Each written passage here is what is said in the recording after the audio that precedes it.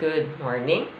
This is the presentation of Group 1 titled Internal Criticism.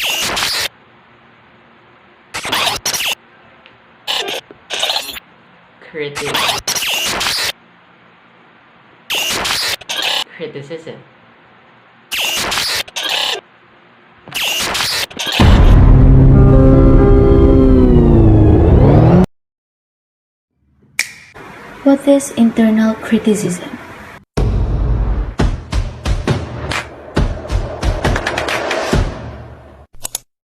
An intense analysis and study of sources, such as written documents and other evidences that will exhibit information.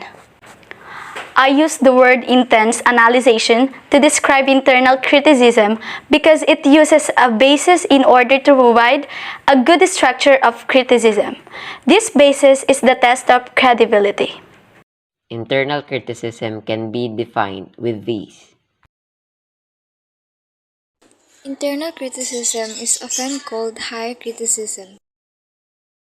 Internal criticism is also called the higher criticism due to its ability to criticize a document by examining the reliability of the author, the content of his or her paper, and the relationship between the two. Analyze the meaning and the trustworthiness of the content of the document. This describes internal criticism as a process that will discover if the contents of a document are worthy of trust and reliance by evaluating the meaning of the statements in the paper. Examines the worth and value of its contents to the literal meaning and the reliability of the statement written. This describes internal criticism as a process which goal is to determine if the contents of a document are valuable by digging deeper in the literal meanings of the statements stated in the paper. Internal criticism can be utilized in either positive or negative manner. Let us know how positive and negative criticism was applied. Positive criticism. If we will utilize positive internal criticism, we will be examining the real meanings of the text in the document in order to discover its relevance.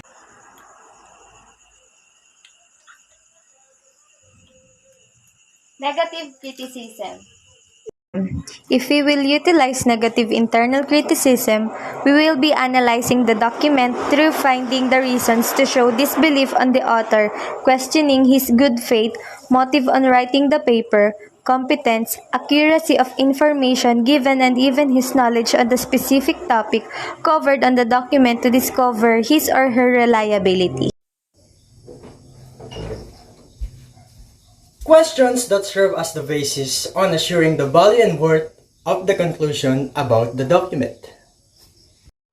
In assuring the value and worth of the author's conclusion about a certain topic, he or she needs to answer these questions as basis. These questions can also be correlated to the test of credibility.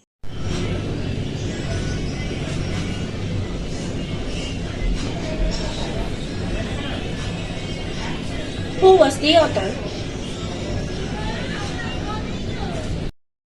This question pertains not only about the name and personal information of the author. This question needs an answer regarding the reliability of the author by discovering his or her educational background and further details that will make him reliable to tackle the topic he is focusing on his or her paper. Is the connection between him and a natural and plausible one? This question needs to be answered in a way that we will gather information about the connection between the author and the subject of his paper to determine if his or her statements will contain factual information. Does the author have a degree of familiarity on this subject? Based on his education and experience, this question tackles how familiar is the author to the subject of the document. Could he or she have been present in the place and time indicated. This question tackles whether the author is an eyewitness of the event or she just gathered the information from someone else, which can affect the reliability of getting factual information from him. Was the information given in the document is original to him or did he copy it from someone else?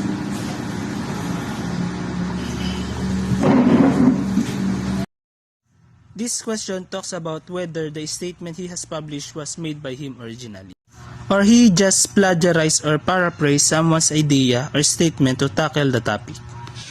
Are the statements made in the document consistent with known level of intelligence, education, experience, and individual temperament of the writer? These questions directly ask if the author was really knowledgeable of the topic or he just has some known information about it.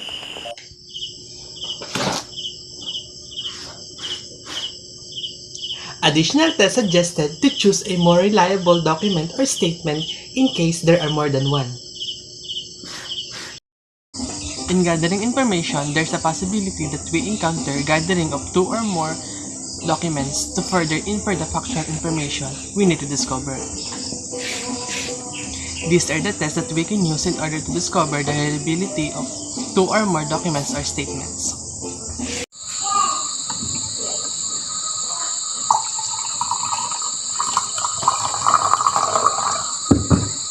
Are they independent observation?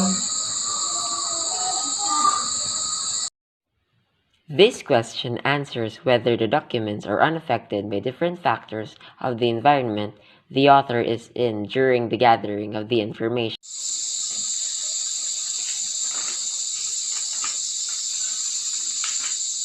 Are they made by different persons? This asks if the documents from different personalities which may affect the observation taken based on the varied environment. Are there observations belonging to different groups with varying affiliation? This asks if the content of the observation of the different document is similar with each other. You have to look if the sources has differences or if the observation from other sources has difference from others in order to have a good discernment. Are their observations secured while operating under different conditions? This question answers whether the documents are unaffected by different factors of the environment the author is in during the gathering of the information. Internal criticism has the ability to intensely analyze a document by examining the reliability of the author, the content of his paper, and the relationship between the two. It is also a process that involves the analyzing of the contents of a document in order to determine its value, reliability, and truth. I'm sorry for that little inconvenience. Well, that's the end of our presentation. This is Group 1 and this is Internal Criticism.